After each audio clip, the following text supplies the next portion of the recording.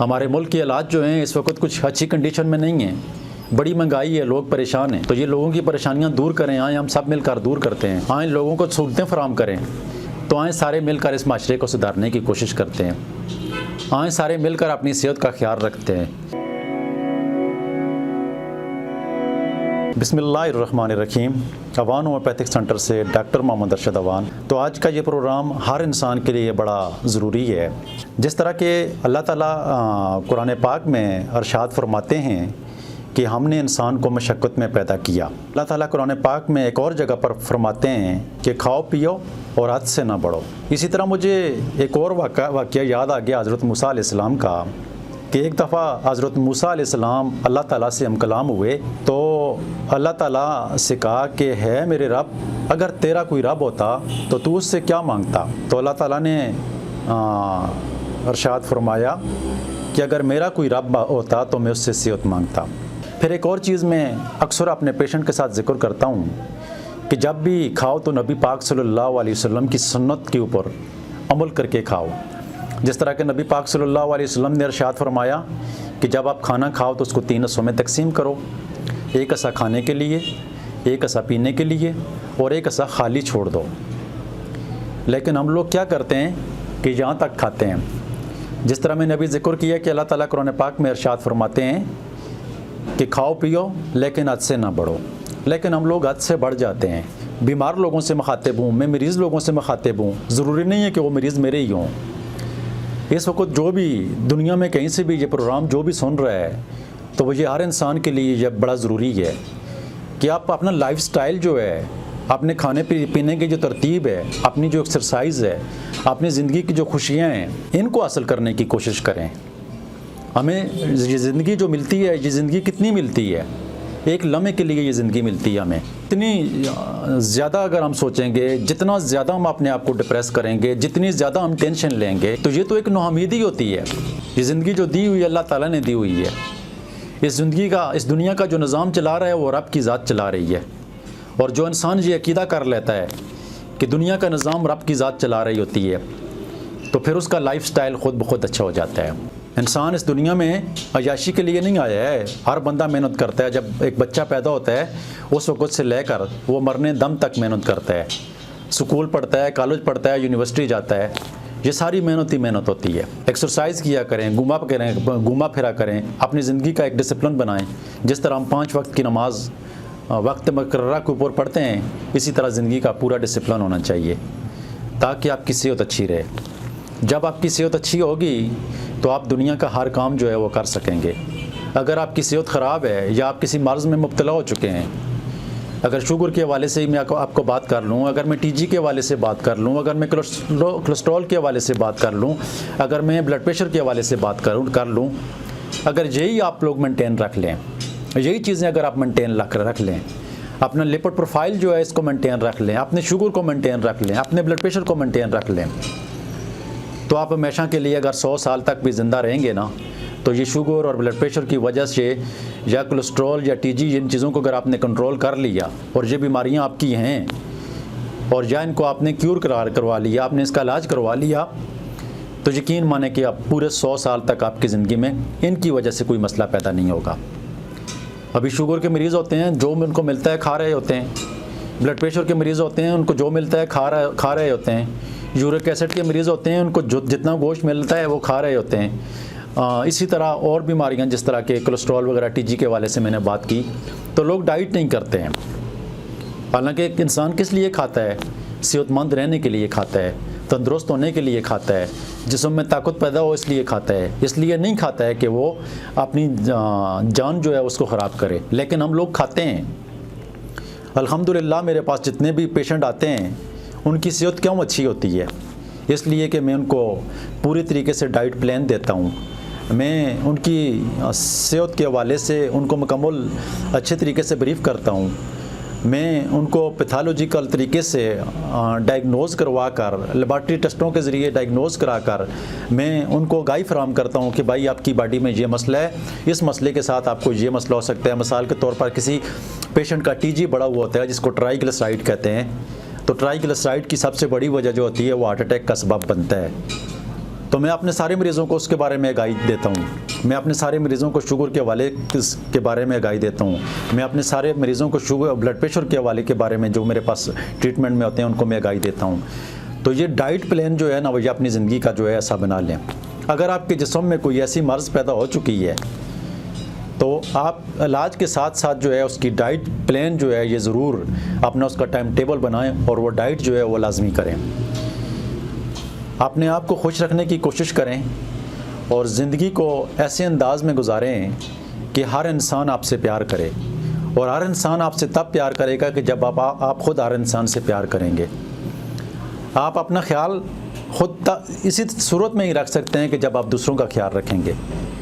यही ज़िंदगी का वो कामयाबी का राज है कि आप दूसरे इंसानों की खिदमत करना शुरू कर दें, उनके साथ अच्छा रवैया रखना शुरू कर दें। यहाँ पर पठानों में तो एक ही बात है कि यार वो मेरा तरबूर है इस बात से मुझे अक्सर हंसी भी आती है। वो भाई तरबूर तो जो होता है वो भाई होता है, तरबूर जो होता है वो भाई होता है, कज़न होता है। तो उनकी गम ना किया करें, उनको खुशियाँ दिया करें, उनके साथ प्यार मोहब्बत के साथ रहा करें, खुशसलूबी के साथ रहा करें। जिन लोगों का ज़मीनों के मसाइल होते हैं तो उन ज़मीनों के मसाइलों को आप इतना बड़ा लांझा बना लेते हैं कि एक दूसरे को मारने तक भी वो मार भी देते हैं। तो ये ज़िंदगी का मकसद नहीं होना चाहिए।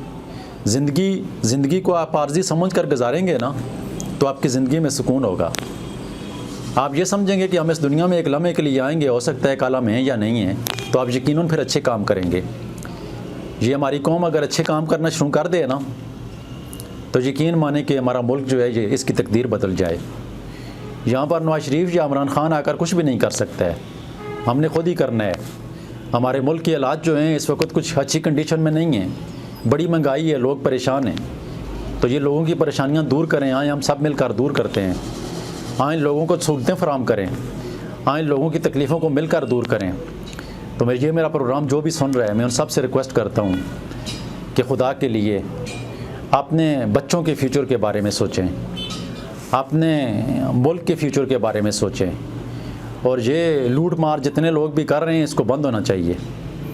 ये लूट मार जो है ये हमारे मुल्क के लिए, हमारे इंसानों के लिए, हमारे फ्यूचर के लिए, हमारी आखिरत के लिए, किसी भी चीज़ के लिए अच्छी नहीं है।